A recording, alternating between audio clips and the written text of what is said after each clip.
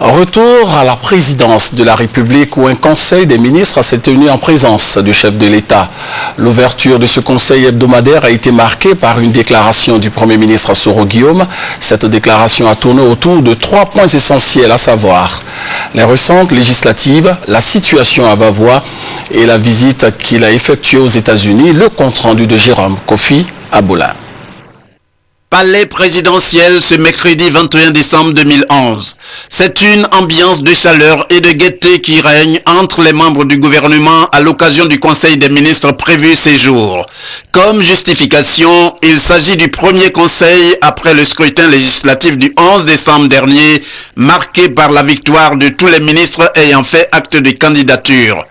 Toute chose qui, à n'en point douter, ne fait qu'accroître la détermination et l'ardeur au travail, eu égard au plan d'urgence du gouvernement pour faire face aux nombreux défis.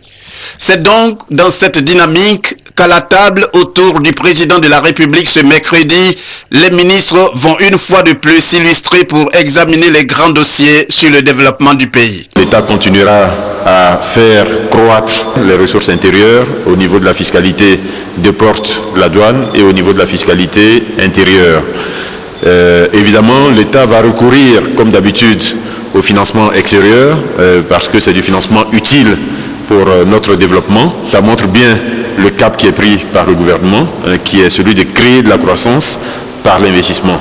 La croissance elle-même créant derrière des emplois. Cela conforte également la position de hub, la position de leader sous-régional de la Côte d'Ivoire. L'ouverture des travaux de ce conseil est marquée par une déclaration du Premier ministre Guillaume Kigbafori Soro. Déclaration pour saluer la victoire des ministres aux législatives.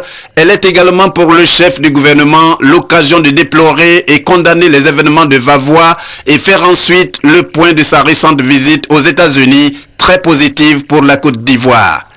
Cette mission a été du reste pour nous l'occasion de rencontrer de nombreuses personnalités, parmi lesquelles la présidente de l'Assemblée des États partis au statut de Rome, Mme Tina Entelman, ainsi que des représentants des pays membres permanents du Conseil de sécurité de l'ONU.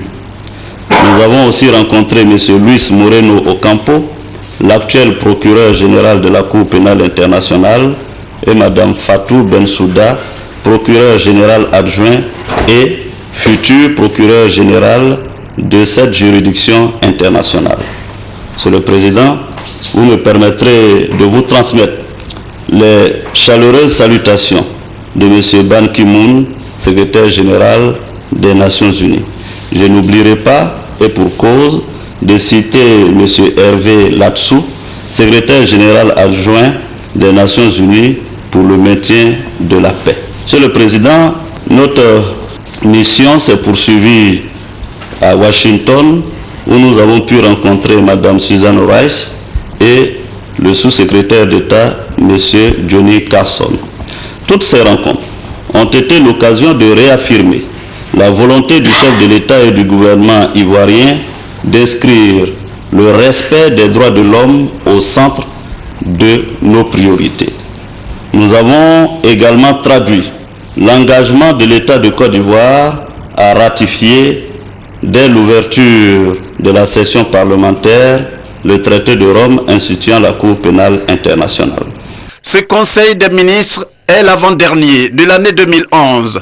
Le dernier conseil pour boucler cette année et entamer 2012 va se dérouler le mercredi 28 décembre prochain.